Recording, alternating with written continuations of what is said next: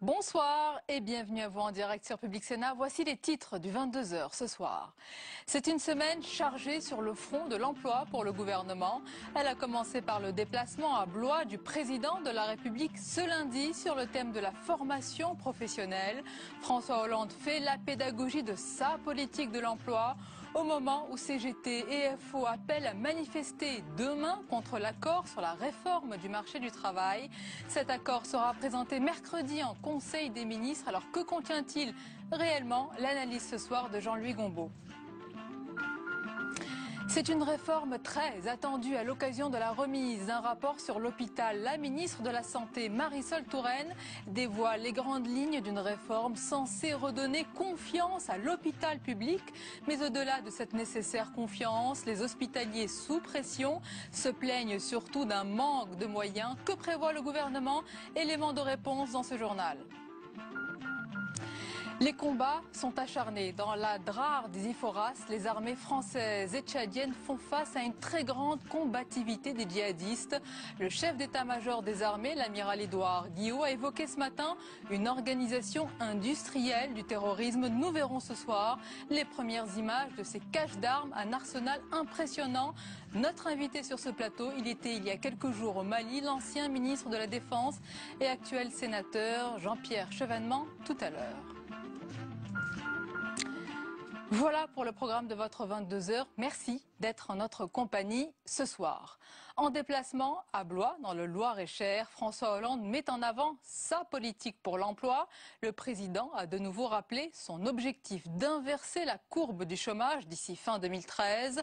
Venu évoquer la formation professionnelle, il a également affirmé que l'objectif est de permettre qu'un chômeur sur deux se voit proposer une formation dans un délai de 2 mois après la perte de son emploi. On l'écoute. Aujourd'hui, seulement un chômeur sur 4 peut avoir une formation dans un délai de 2 mois. Eh bien, avec cette réforme, un chômeur sur 2 pourra avoir accès à une formation dans le délai de 2 mois. Et l'emploi était au cœur d'un séminaire organisé aujourd'hui à l'Elysée alors que le chômage ne cesse de gagner du terrain. Il est en progression constante depuis exactement 21 mois. L'exécutif veut montrer son volontarisme sur ce dossier brûlant, mais les critiques de l'opposition pleuvent et le scepticisme de l'opinion est grandissant. Les faits avec Joachim Rob. 13 ministres à l'Elysée autour de François Hollande. Il n'en fallait pas moins pour afficher la détermination du gouvernement dans la lutte contre le chômage. Nouveau séminaire sur l'emploi. Le Premier ministre appelle à la mobilisation générale. Le gouvernement autour du président de la République est totalement déterminé, mais nous avons besoin de l'appui de toutes les forces vives de la nation. Donc tout ne se fera pas d'en haut. Tout ne se fera pas d'en haut. Le Premier ministre exhorte donc entreprises et collectivités à relancer l'emploi en puisant dans la boîte à outils gouvernementale. Crédit d'impôt compétitivité, emploi d'avenir ou encore les contrats de génération. Ils accordent une aide financière aux entreprises qui embauchent un jeune en CDI tout en gardant un salarié senior. Les premiers contrats de génération ont été signés aujourd'hui à Blois en présence de François Hollande. Redonner de l'espoir face au chômage, un objectif ambitieux alors que les derniers chiffres publiés aujourd'hui confirment la mauvaise conjoncture actuelle. 21e mois consécutif de hausse du chômage, plus de 3 millions de demandeurs d'emploi, tout proche du record de 1997. Et l'initiative suisse limitant les rémunérations abusives des patrons plaît au Premier ministre français. Jean-Marc Ayrault y voit une excellente expérience démocratique dont il faudrait s'inspirer. Je vous rappelle que cette initiative a été acceptée avec près de 70% des voix et dans tous les cantons de la Confédération helvétique. Dans l'actualité, le diesel empoisonne le gouvernement. Ni prime à la casse, ni mesure fiscale. L'exécutif veut bien tourner la page du tout diesel qui pose un vrai problème de santé publique sans savoir comment faire pour ne pas pénaliser les constructeurs d'un côté et les consommateurs français champions du gasoil. On voit tout cela avec Camilla Campuzano. La France, zone presque interdite au diesel. Un objectif commun, mais chacun avance sa méthode. Arnaud Montebourg, ferme partisan d'une prime à la conversion. Un genre de prime à la casse destiné à remplacer progressivement le parc automobile diesel le plus ancien est le plus polluant. Les anciennes primes à la casse type des années 90 et les plus récentes à partir de 2008 ont montré que la prime à la casse servait autant les constructeurs français que les constructeurs étrangers. Et puis on voit un effet de rajeunissement du parc automobile. On avait gagné quelques mois lors des mises en place de la prime automobile. Donc c'est bon pour tout le marché automobile. Autre piste, plus radicale, celle défendue par la ministre de l'Environnement. Elle s'appuie sur les effets nocifs des particules diesel. La ministre de l'écologie avance l'idée d'une taxe alignant le carburant diesel sur celui de l'essence. Jusqu'ici, il bénéficie d'une fiscalité avantageuse, une formule très critiquée, mais qui séduit en partie l'industrie pétrolière. On ne dit pas qu'il faut augmenter la fiscalité, on dit qu'il faut harmoniser. Donc ça pourrait se faire, par exemple, en augmentant un peu la fiscalité sur le diesel, mais en baissant aussi un peu la fiscalité sur l'essence. Pour nous, le vrai sujet, c'est de retrouver des prix à peu près voisins ou proches à la pompe. Une question d'économie et une affaire de santé publique où les ministres se marchent sur les pieds. Mais tous veulent que l'industrie automobile passe au vert.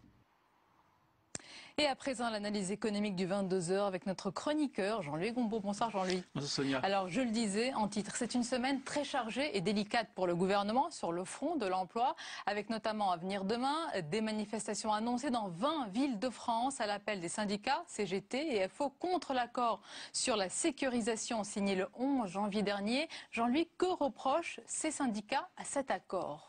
Ils reprochent d'aller plus en avant vers la flexibilité de l'emploi. Le problème pour eux, c'est que quand même, ils ne pourront pas dire, les manifestants de demain, qu'il n'y a rien pour eux dans cet accord de positif. On peut lister l'ensemble des acquis de droits nouveaux qui n'ont jamais existé dans le droit du travail français grâce à cet accord. Je pense à la généralisation de la complémentaire santé, au niveau de droit de la formation, de la portabilité, si on peut employer ce barbarisme, la portabilité des droits des chômeurs, par exemple. Vous tombez au chômage, vous n'utilisez pas l'ensemble de vos droits, c'est-à-dire les 2 années de chômage, eh bien vous retrouvez un emploi, eh bien c'est un acquis pour la prochaine période de chômage. Donc, ce sont des droits qui n'ont jamais existé. La question qui est posée par les manifestants de demain, c'est est-ce que ces droits nouveaux qui nous sont accordés dans cet accord du 11 janvier, qui seront traduits dans un projet de loi mercredi prochain, est-ce que ces droits nouveaux font le contrepoids par rapport à la flexibilité supplémentaire qui est introduite dans notre droit du travail. Et effectivement, il y aura beaucoup plus de flexibilité. Je pense d'abord à flexibilité externe. Aujourd'hui, une entreprise qui veut faire, par exemple, un plan social se heurte à un dispositif administratif extrêmement lourd. Il n'y a qu'à voir les exemples de Continental, de Fralib, ça dure depuis des années et des années parfois, donc c'est très difficile. Aujourd'hui, demain plutôt, lorsque la loi passera, eh bien, une entreprise qui voudra faire ce qu'on appelle un plan social négociera avec les syndicats de l'entreprise. Si elle obtient l'accord de syndicats qui représentent plus de la moitié de 50%, donc plus de 50% des salariés de l'entreprise, eh bien elle sera libérée de l'ensemble de ces lourdeurs. Flexibilité interne, par exemple une entreprise estime que pour augmenter la productivité, il faut qu'il y ait plus de mobilité à l'intérieur des salariés. Pareil, elle négocie la mobilité avec les salariés et effectivement, si un salarié refuse, il sera licencié pour raison personnelle. Ensuite, par exemple, si l'entreprise est en très grande difficulté, elle négocie une restructuration et à ce moment-là, le salarié qui refuserait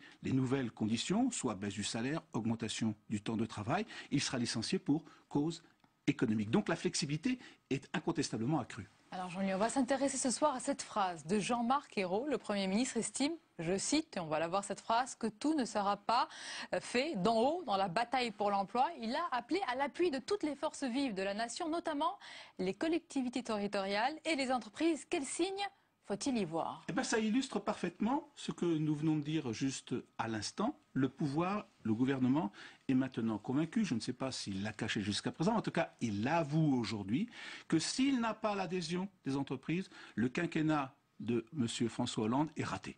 Donc il a besoin des entreprises s'il veut faire de la croissance, baisser de l'emploi.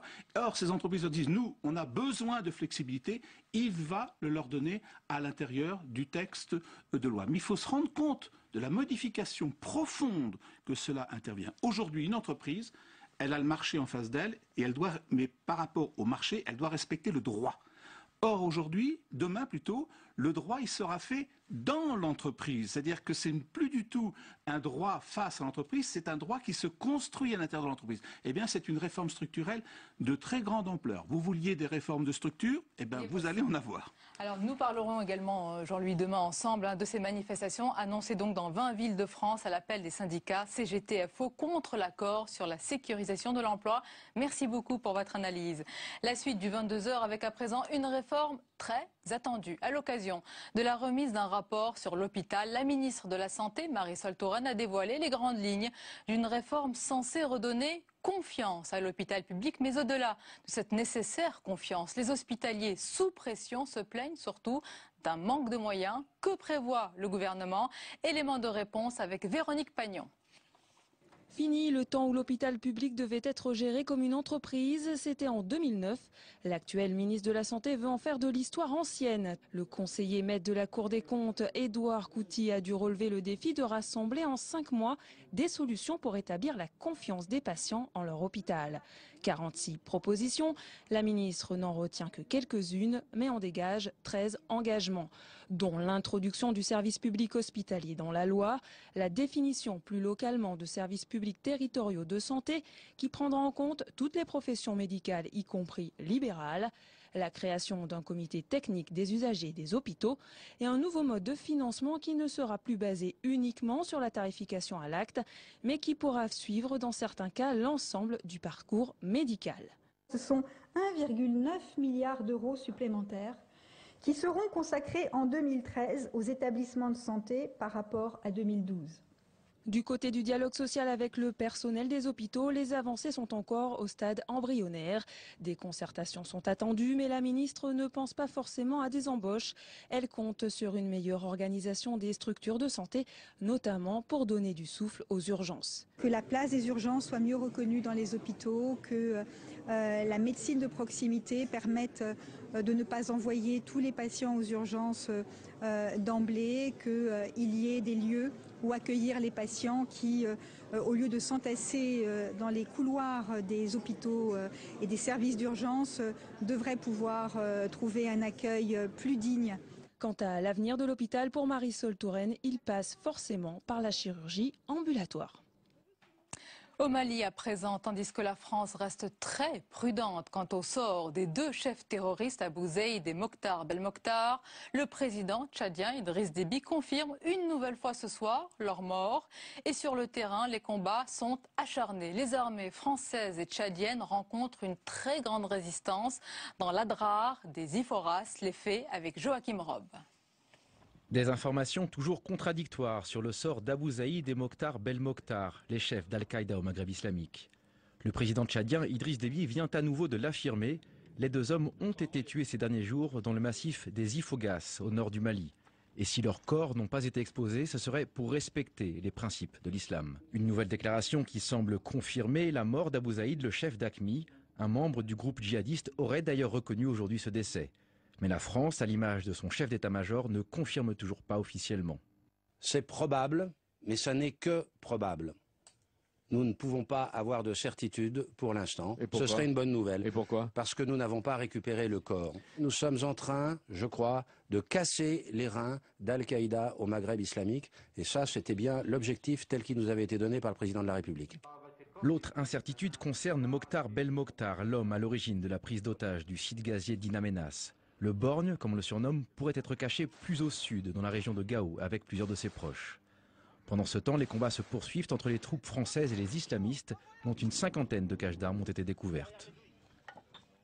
Et notre invité ce soir, il a été ministre notamment de la Défense et de l'Intérieur. Il est sénateur du territoire de Belfort, président d'honneur du mouvement républicain et citoyen. Jean-Pierre Chavanon, bonsoir. Bonsoir. Et bienvenue à vous dans le 22h. Vous étiez, il y a quelques jours au Mali, en tant que coprésident de la mission Sahel au Sénat. Nous l'avons vu dans le nord du pays, dans l'Adrar des Iforas. Les combats sont très durs.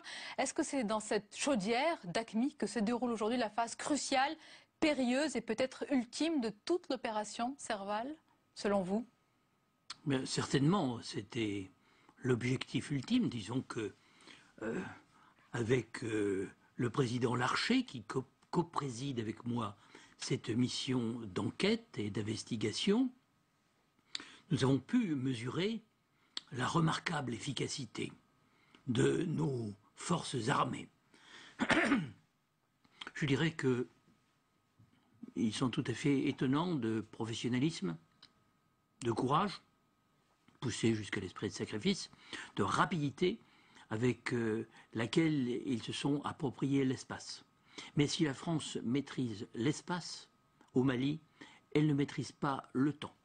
C'est cela la difficulté. Les combats qui se déroulent dans l'Adrar des Ifora seront, je l'espère, ce qu'a dit l'amiral Guillot, c'est-à-dire... Il parle de semaines. Il est optimiste? Oh, 2 semaines, je pense que... Vous savez, c'est très petit, la zone où se livrent les combats.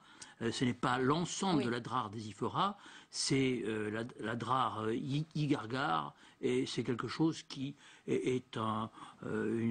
représente une superficie. Mais vous avez rencontré sur place le général Grégoire de Saint-Quentin, qui commande toute la force Serval, et vous avez rencontré également le général nigérian qui commande toute la MISMA, le général Abdul Kadir. Que vous ont-ils dit sur le temps nécessaire de cette guerre? Alors, je crois qu'il faut distinguer.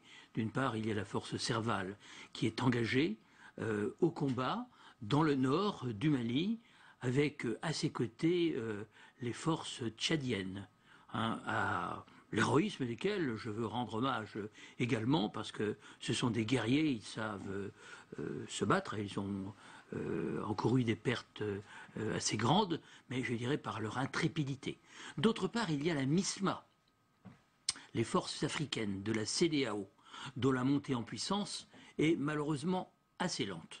Car en dehors des Tchadiens et des Nigériens, disons que les autres forces se mettent en place assez lentement. Et des éléments que vous avez eus, que concluez-vous sur justement ce temps nécessaire de cette guerre? Pour vous, ce sera des semaines, Jean-Pierre Chevènement? Mais je crois qu'il faut avoir une vue plus longue encore. Les forces maliennes sont assez désorganisées. Je pense que si AQMI a pu s'implanter au Mali, c'est parce que l'État était en voie de se décomposer. Donc il y a un temps pour former les forces maliennes et un plan quinquennal à 5 ans. 5 ans, oui. 5 ans. Et puis d'autre part, il y a provisoirement... Vous êtes en train de nous dire que les Français vont rester pour 5 ans? Non, certainement pas. Je pense qu'il y a la MISMA dont nous voulons qu'elle soit transformée en une force de maintien de la paix de l'ONU.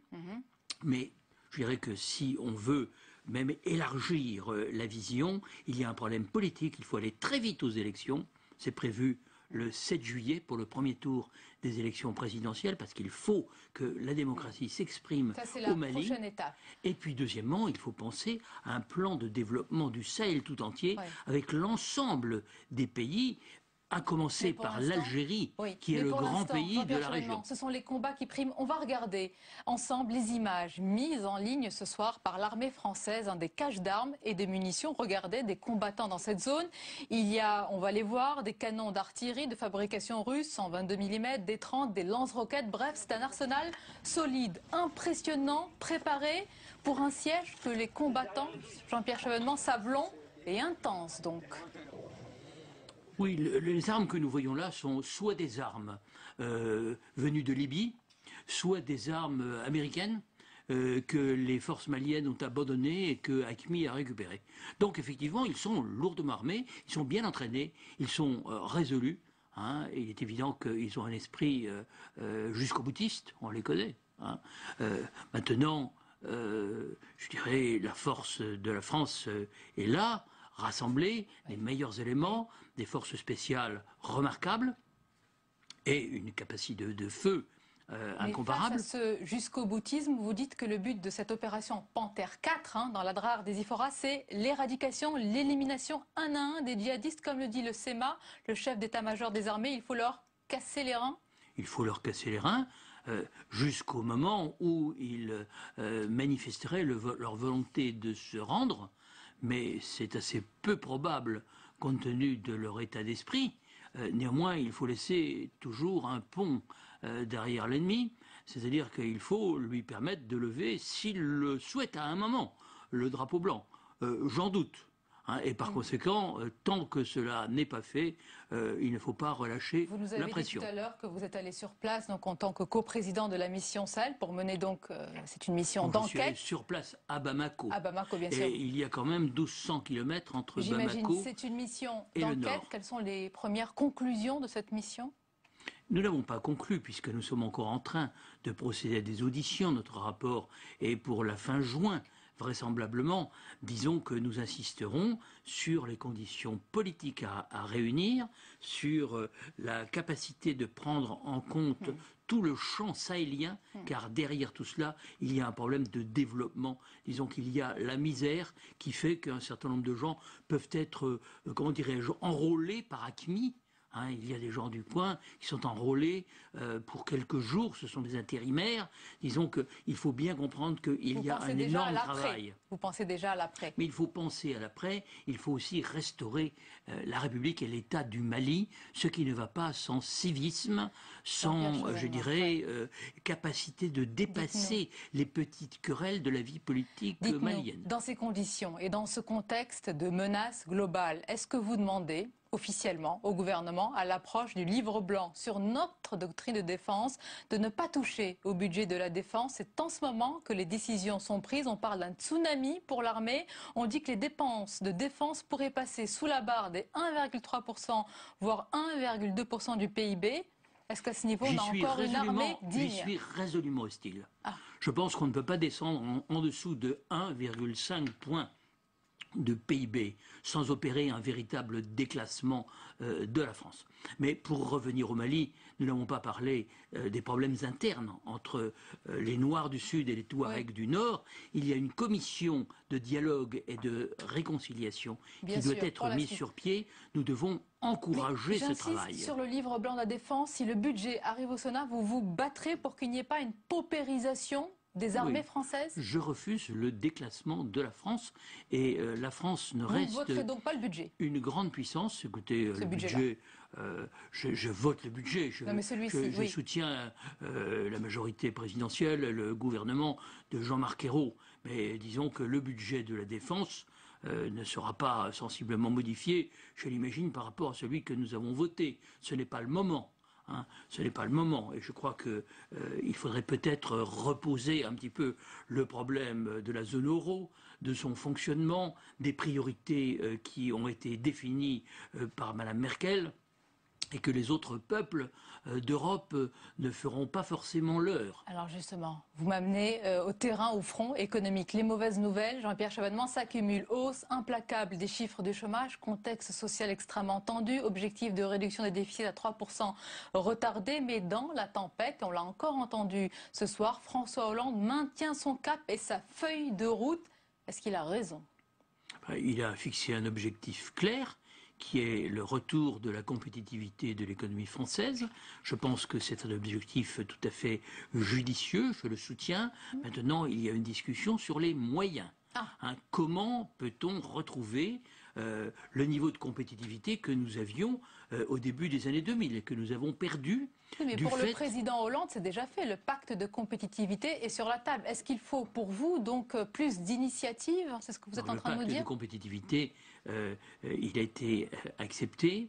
Le rapport gallois a été approuvé par le gouvernement. Il faut maintenant le mettre en application. C'est ce que pour ma part j'attends, mais je veux qu'on voit le problème dans un contexte plus général, qui est celui de la relance à l'échelle européenne et, il faut le dire aussi, mondiale.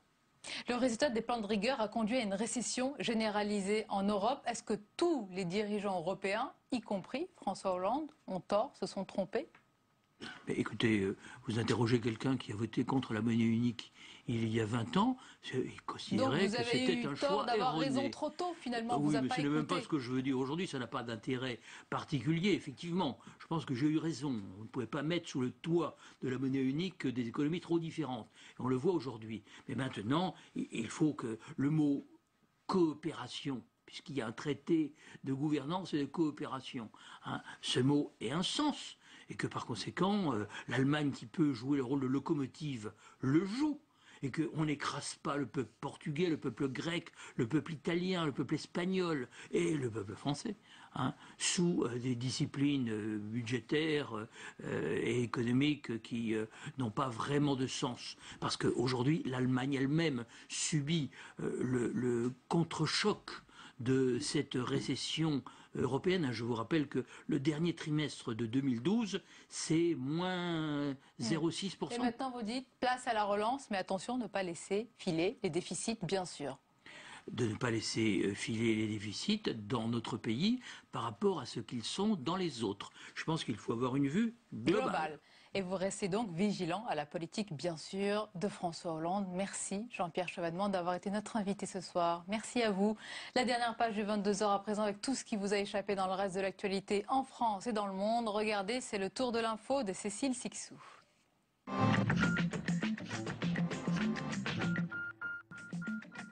Affaire Mediator, le retour, le Figaro s'est procuré les comptes rendus d'audition d'anciens employés de Servier mis en examen le mois dernier.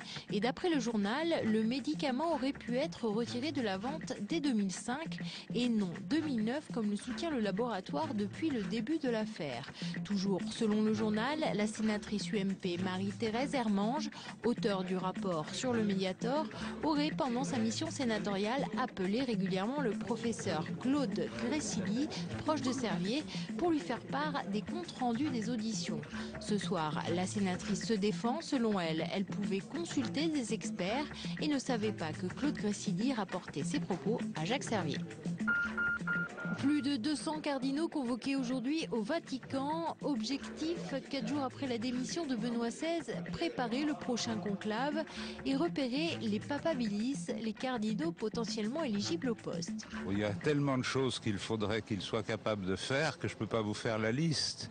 À partir d'être polyglotte, d'être un homme de foi, d'être un homme de prière, d'être un homme capable de comprendre des civilisations différentes, d'être un homme de dialogue, d'écoute, etc., etc.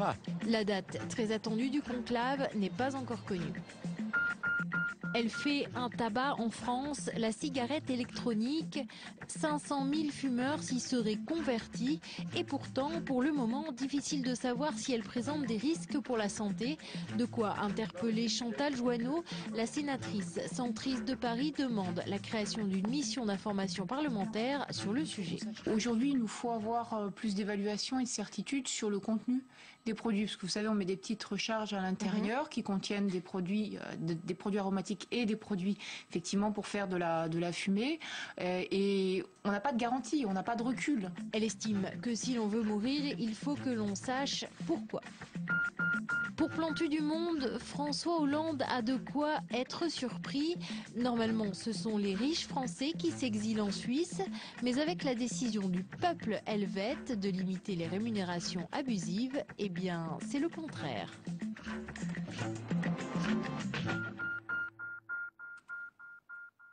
Et on arrive à la fin de ce journal. Merci de votre fidélité. Restez avec nous pour une soirée documentaire. Et ce soir, nous vous emmenons en Chine à travers, vous allez le voir, le récit de 3 jeunes filles à Pékin. Une génération née avec l'ouverture de cette puissance au monde extérieur. 3 parcours et 3 visions du monde qui changent. Belle soirée. À demain avec plaisir.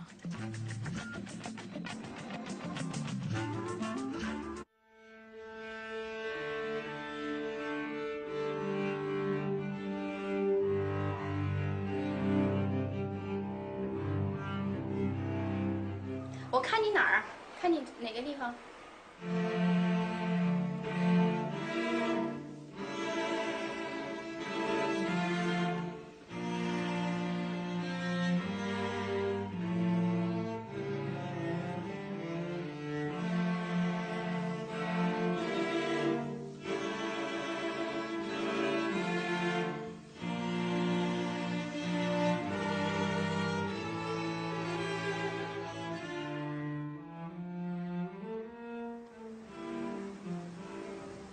在中国有一种鸟叫喜鹊，也许在别的国家也有，但是因为我是从中国出来的嘛，所以我知道，在中国俗语当中，喜鹊是一种能给人带来幸运的鸟。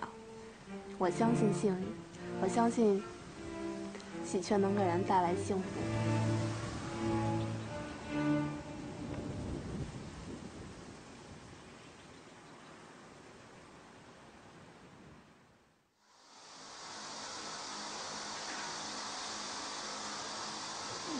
the little girls, they had a little dream.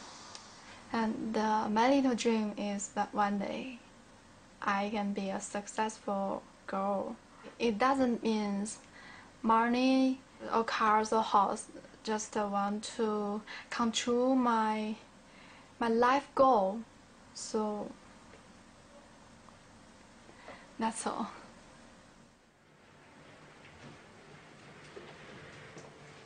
I don't know what should I write now. I need to write down something. I will write I'm a lovely girl. 他不会做，他我会做，他就会煮方便面。好，是不是我会做吧？会做，还有点瘦骨精。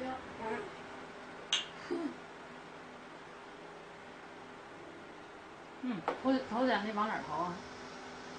有一个是那个北京饭店的，还有一个是，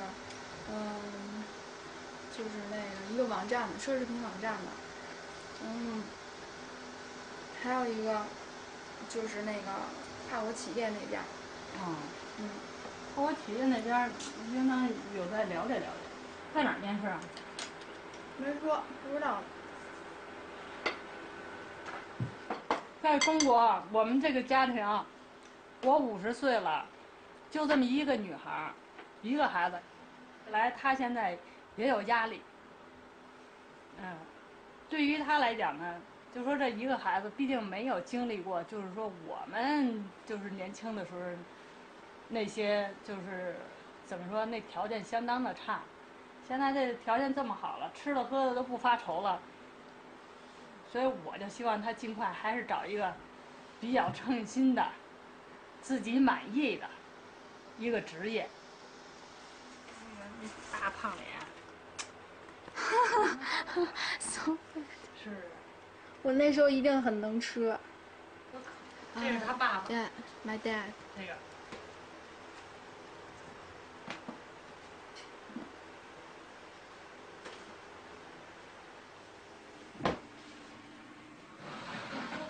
I want to change my life. And I know if I got this job, I will start a totally different life, a new chapter.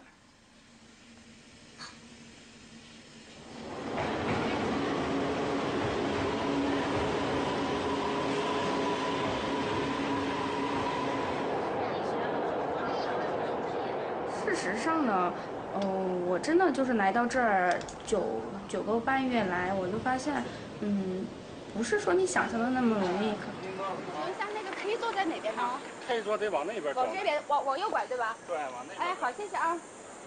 A 座、B 座，可以坐在那边对吧？对。哎，谢谢啊。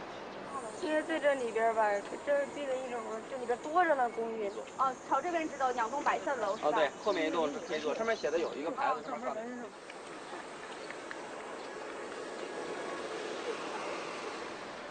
我打个电话，我得。哎，你好，刘先生吗？哎，我是唐琪，我到你们公司楼下，你们是在那个5单元对吧？会员公寓。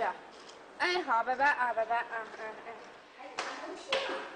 哎，不知道是什么东西。哎，我觉得上楼梯怪怪的。项目对这个国际文化赛。你先简单看一下，先。好，那我先看看，好吧。那你对那个像网络推广呀这方面熟悉吗？什么推广？网络推广。网络推广，不是特别熟悉，不是特别熟悉。因为你不是北京人是吗？不是，我湖北人。这都不是北京人，就是基本上都是这样。像我们刚来北京的很多人，就像年轻人，多半都是没什么工作经验，然后过来的话，就是属于比较廉价的一种劳动力。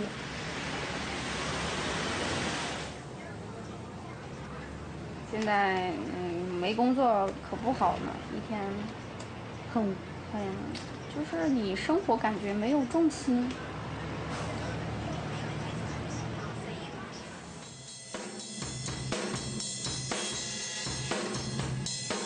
得我跟中国大多数女孩都不一样，她们觉得我适合生活在国外，大胆开放，然后有创新、有个性，活得比较洒脱，不像中国女孩比较含蓄、比较内敛。2、3，好 ，OK。我特别喜欢自己的生活，因为我过得特别随意，没有拘束。我的思想不会受到别人的影响，也不会受到外界的控制。我觉得人活着就应该这样，活出自己的内心。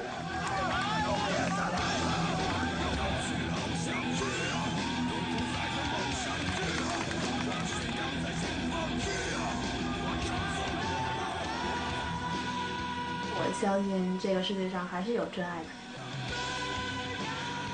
对于结婚，如果他一直爱着我，我也一直爱着他，我们俩就一直结婚，是吧？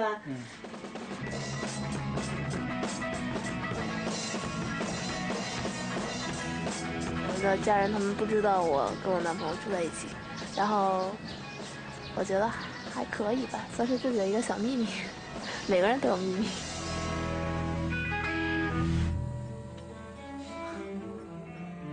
I told my mom it's my lucky penny.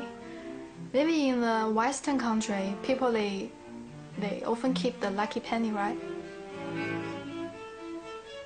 I often feel some good things will happen on me, but not sure when and where.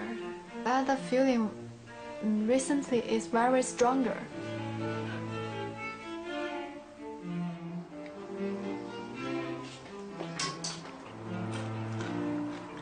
明天面试，我看据点到，怎么到了？不管就是给你分配到哪个岗位，你就要好好干，得干出点成绩来。这成了。成不成，这也得说实在的，做哪一项工作也要好好干。这怎么不算呢？出门饺子，你带着萌萌去上海，这叫出门了。出门了呢，这饺子谐音就是交子，叫交好运，好运的意思。我不知道我说的你懂吗？懂吗？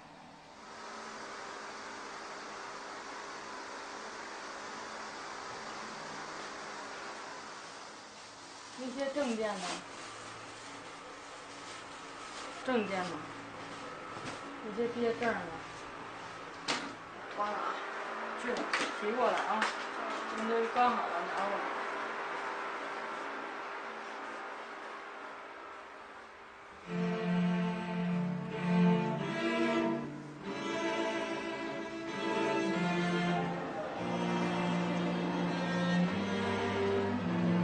This is the first time of my living. The first time I will sleep in the train.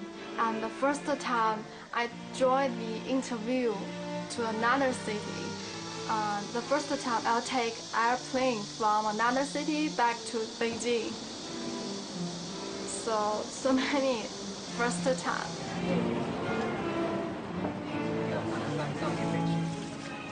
这个月有点想去吧，那边装修的时间紧，8月28号才装嘛。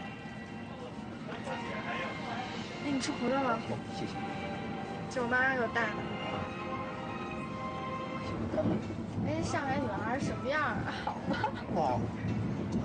上一个反正比较小气，要那个比较嗲一点，还是嗲一点。哎，你那边是不是有个灯啊？对，它有个鱼头灯。那我关灯了。那你关吧啊。那个灯的灯是不是也先关掉了？一关上面的那个灯都不亮了。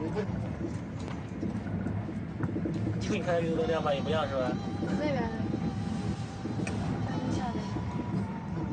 I really don't know what will happen tomorrow. I know I'm not the best, but I think I just try my best.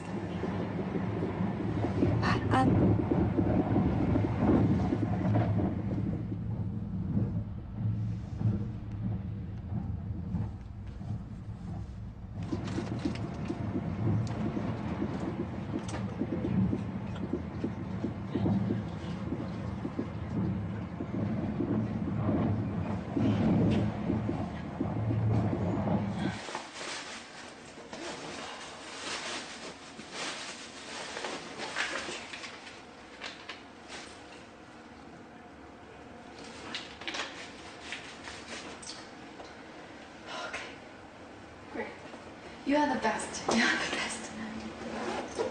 It lacks a blank. It's empty. Yeah, in yoga, we have a breath fills your stomach.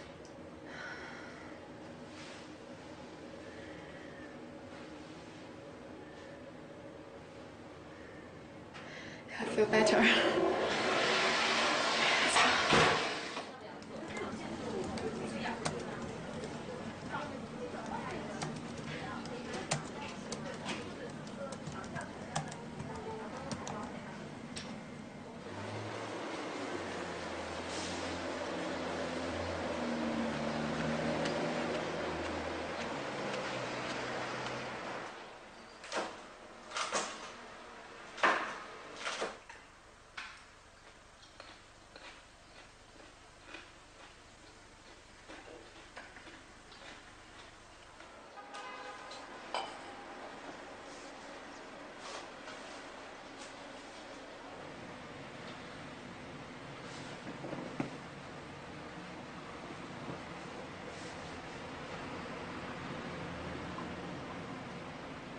每天早上一醒来，你会觉得别人都去上班呢，但是你在家你不知道干嘛。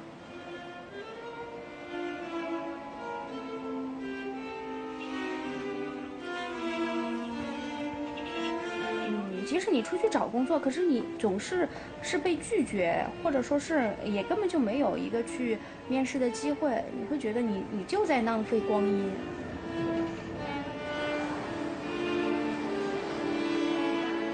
我现在越来越，我心里其实现在就是那种也越来越害怕，要去找工作呀什么的，甚至有的时候我都不想去找了，因为，觉得实在是太不容易了。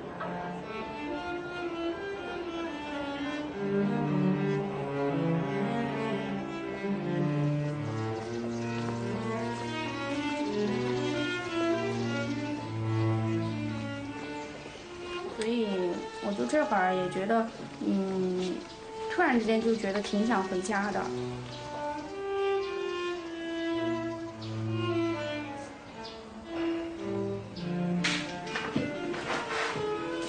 这太坏了，多少亿？那可，来吧。我怎么画？你这画的什么？我这个颜色。你慢点点，厚点儿。哦。花就是起来那种状态。长太帅了。It's too handsome。哟。又给叶乐一个。这个好玩的。啊。没事。我爸就听他的朋友他们说，去英国也挺好的，在他们那一辈来看来，孩子能出国是一件很光荣的事情。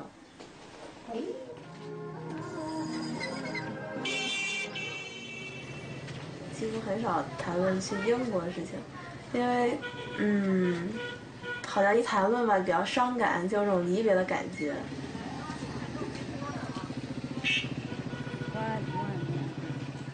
然后觉得有心里想过，就是如果能不去了，也挺高兴的。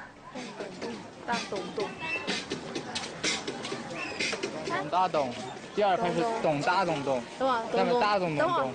懂懂大懂，懂大懂懂，大懂懂大，大懂懂大。喂，妈妈。对，而且全都是英文的面试，还行，每个问题都答上来了。然后有一个小问题，就是他问我要是去哪个国家，他问我的时候，你知道我脑子里边真是一片空白，因为我从来没有想过说，如果让我选的话，我会选择哪个国家。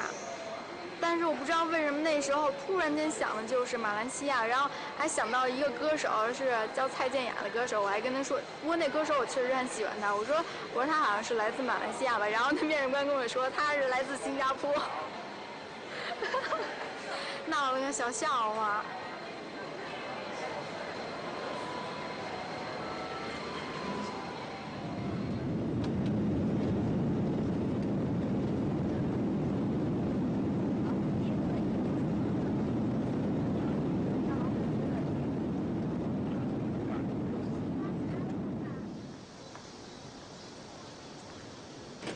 说问问你，因为他如果到了1500，可能我就会接受，但是毕竟试用期是3个月，不是1个月。行，那我就，哎，行，那就挂了啊。拜拜啊。拜拜。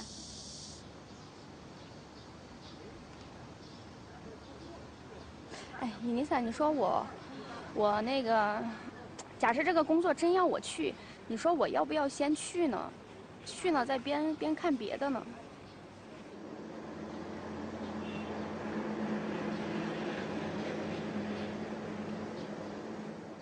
2个月的话，我觉得还行，还勉强能接受。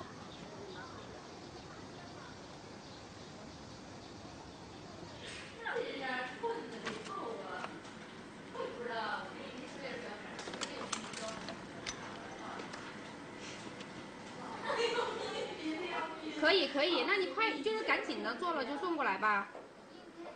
啊，2份金枪鱼寿司，1份土豆泥，你尽量快一点，好吧？啊，拜拜啊。我老板要吃东西呢。还有。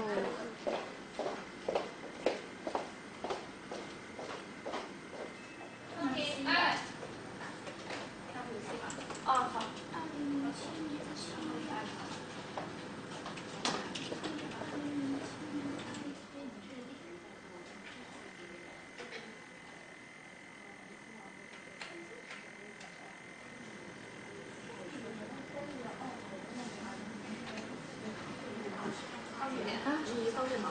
方便说，帮我打一下我们家，打开简历出来，因为他那个转不了 PDF 加密的，根本就拷不下来。行吧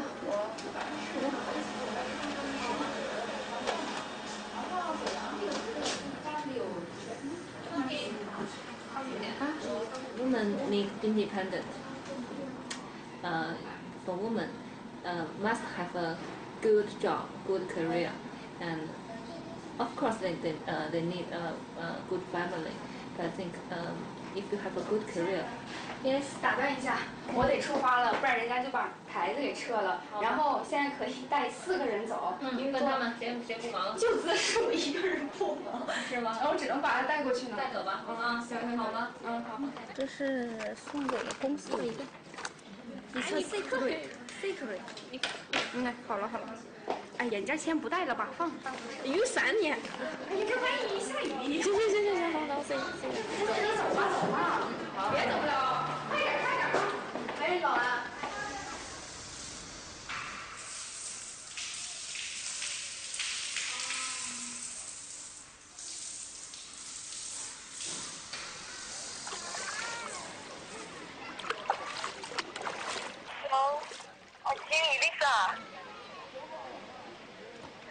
I'm afraid I will make a mistake because now I got this interview. Next step, I want to get this position, this job.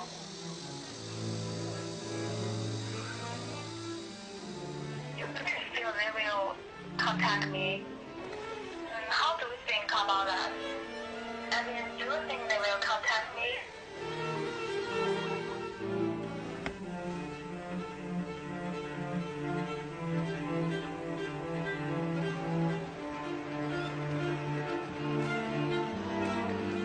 老婆，你都走了这么久了，虽然你去英国是8月8号，但是我7月25号，然后咱们俩就从那个十字路口，你就从那边走了，我就从那边走了。然后到8月8号一共就10几天，我感觉熬了好久，然后。你也就是不想走，但是过了这么久，你还是终于到英国了。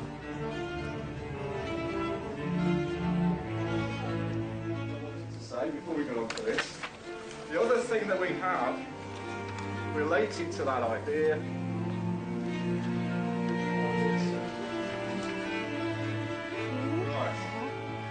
Wow. Williamson was writing, if I remember rightly, I know it's not on the slide there, I think William was writing towards the end of the 1960s, operating rather than people working, if you like, on an individual basis. that every time you wanted to engage in a transaction, what you would need to do is work out the prices. Thank you very much. Thank you. Hope you enjoy it. Bye-bye.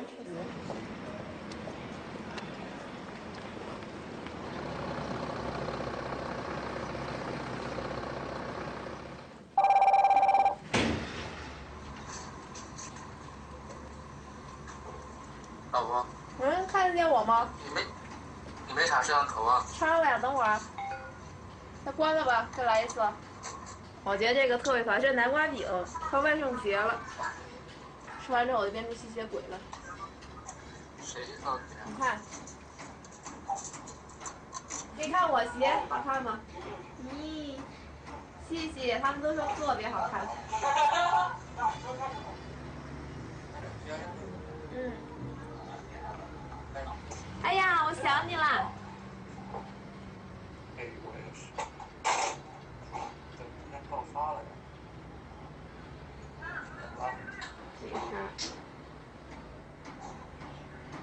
没事。来吃饭，找个地方。啊。嗯。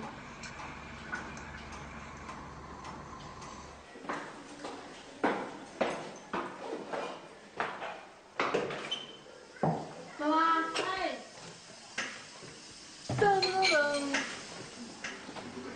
照，我来了，照啊！哎呦呵，真好，真好。嗯，行，这是我的合照。真丑，这人。哇塞，没有吧？你觉得丑吗？还行。是吧？Hello， 还行。You know, there's no classmate call me, and in 3 weeks, they will after me fly to Bali. I will go there as a bartender. It's very cool, huh? The Britain style is like this, or this, and one will open it, put it on the desk, and one hand is like this, and你看，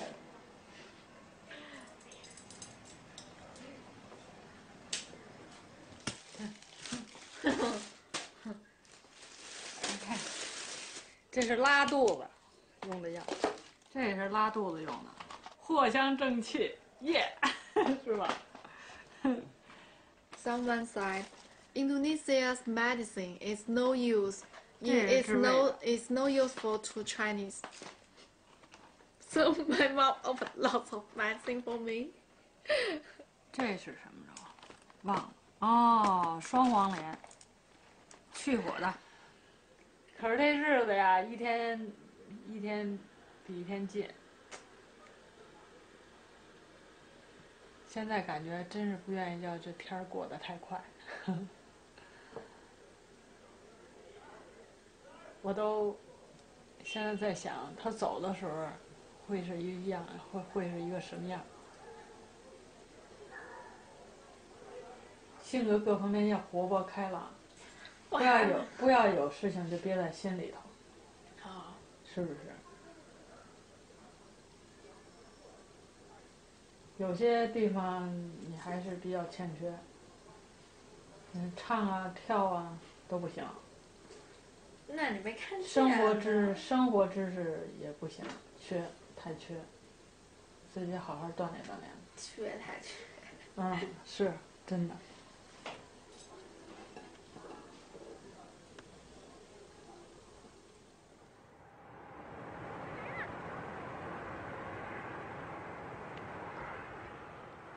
For me, I just want to try every new things, and I just want to see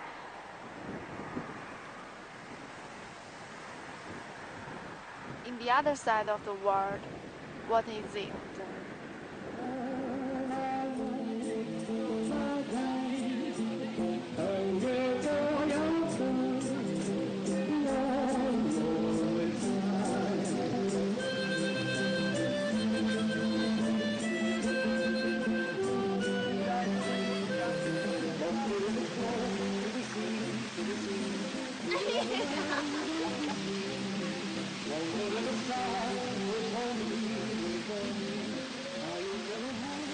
广场上没有这么多鸽子，要有的话，早被人杀了，抓回去吃，蒸了吃。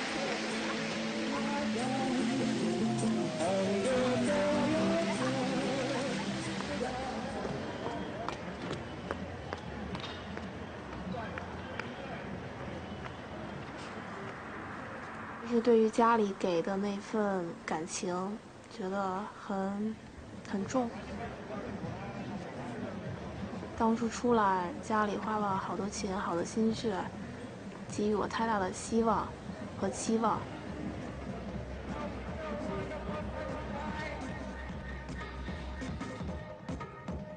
我没有毕业回家了，我觉得挺丢人的，我自己也觉得抬不起头。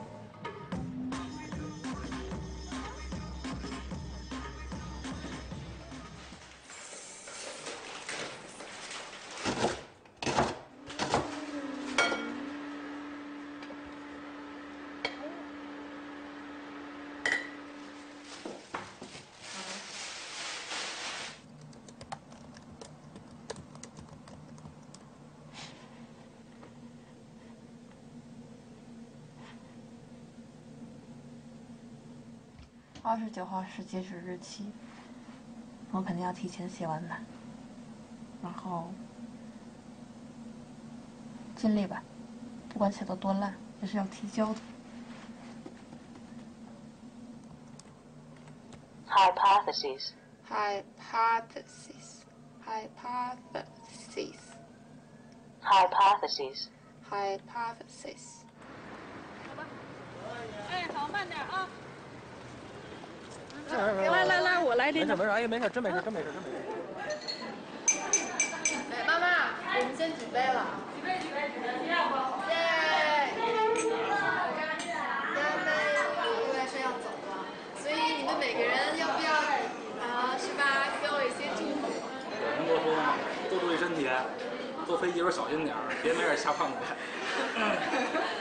要充实，再充实，更充实。OK。好，你照顾自己啊。那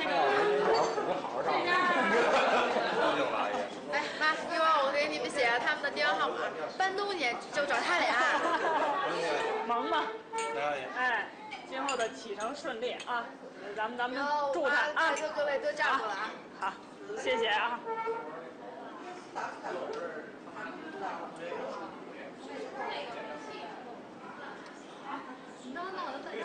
没事，跟他待着。对。